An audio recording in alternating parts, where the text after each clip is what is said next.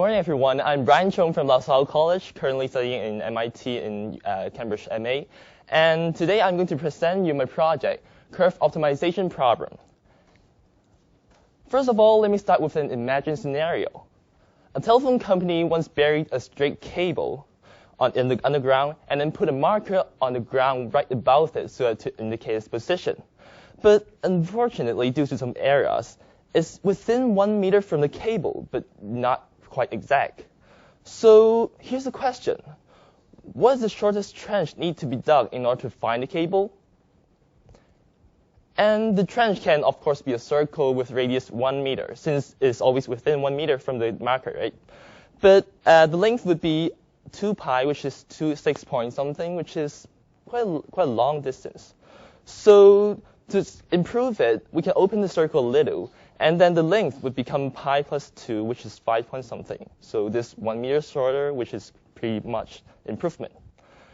So no matter what, the trench should have the key property that it has to touch every tangent line of the circle so that it can cover all the possibility that the cable may be. And so we can rephrase our initial question, which is, what's the shortest path that intersects every tangent line of a circle? And Faber, a mathematician, in 1984 showed that it's equivalent to ask, what is the shortest path with convex hull that completely covers a circle? And for this will lead to our main concern of my report. What's the optimal curve of a circle? You may ask, what is the optimal curve? So now let me give you a definition. It is the shortest path such that its convex hull completely covers a given convex set S.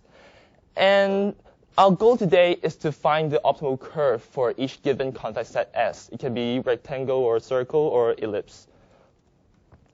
So let's see some example of optimal curves. For the circle case, it would be an inverted U shape with length 0.818 times the perimeter. Whereas for the square case, we can find that it should be 3 of its sides, and the length would be 0.75 times the perimeter. Just do some arithmetic, and we can get these results. So we can see that the ratio of the optimal curve and also perimeter depend on only the shape, but not like how large or how small that convex set S is actually. So we can define the ratio of R, and then we can ask the question, what is the maximum of R among all these kind of many convex sets? And the answer today, I'll tell you that is 1/2 plus 1 over pi, which is the case when S is a circle, as we see just now. Before I proceed to my proof, I would like to give you some terminology that I'll use quite frequently in my report. The supporting line L is a line that actually touches the shape, while the width D will be the distance between two supporting lines that are in the L direction. You can see a more precise and rigorous definition on my report. And the definition of the yurt is a little bit more subtle and is defined by construction. Given the convex set S and the supporting line L, we first draw two perpendicular supporting lines, and then by using the two intersection points, we draw a path that completely covers the convex set S. In this way, the red line would be the yurt that we want. And we first deal with a case when S is centrosymmetric. Theorem 2.1 in my report shows that the length of the yurt is always equal to half the perimeter plus the width in L direction. This is quite intuitive if you see the picture. And with this theorem, we formulate the second theorem, which is the minimum among all the yurts will be less than or equal to 1/2 plus 1 over pi times the perimeter by using some geometric inequality, and you can also see the proof in the report. And we notice that yurt, as by my definition, is actually always in gamma S, which means that its convex hull always covers this convex set S. And so we have the corollary that the ratio is always less than or equal to 1/2 plus 1 over pi. So we have dealt with the case when S is centrosymmetric. But how about the general case? In general, we first start with some observations. Given a convex set S, the length of the optimal curve will be not greater than the minimum among all the yurts, since all the yurts will be in the gamma S. And this, in particular, will be less than 2 of the chosen yurts, and the minimum of these two.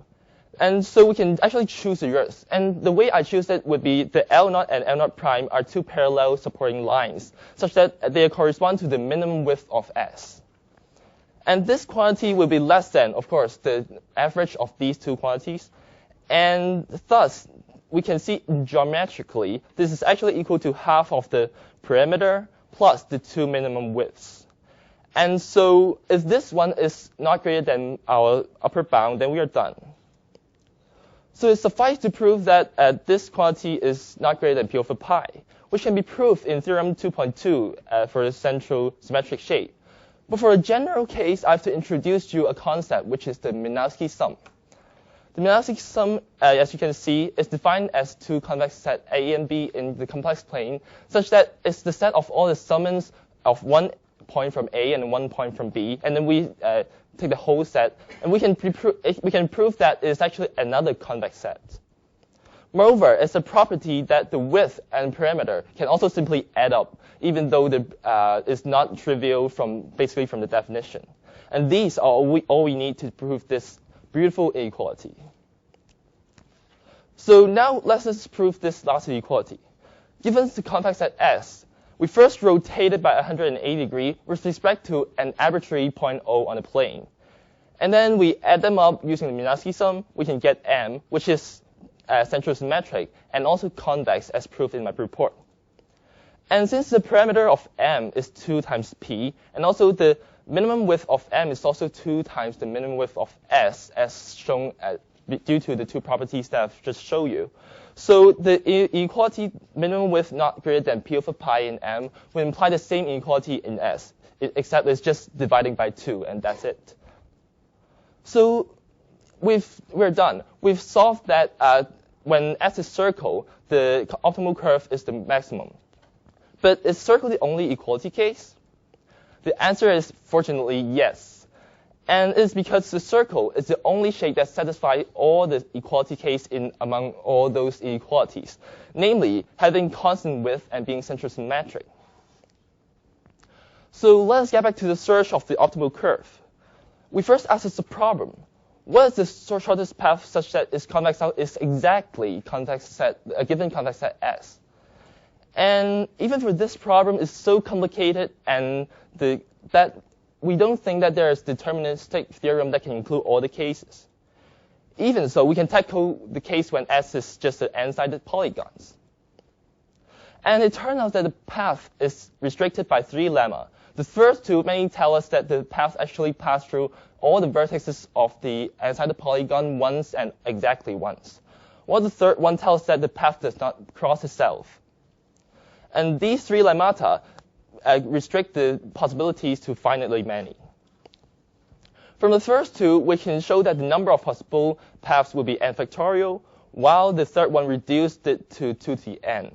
This is because when the kth point is determined, the k plus 1 has only 2 possibilities, namely the consecutive point, or it can go to another consecutive point that is consecutive to a visited point.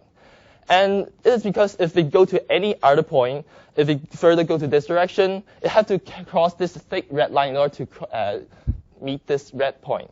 And the same will happen to another direction. So by contradiction, we can show that there are only 2 possibilities.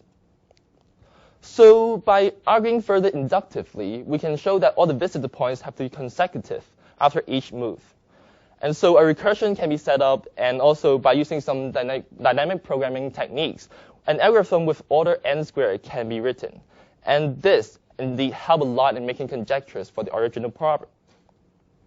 For example, I initially conjectured that the pentagon case in the green line may be shorter than the blue line. But eventually, I realized that the green line is 17.11, but the blue line will be 17.16.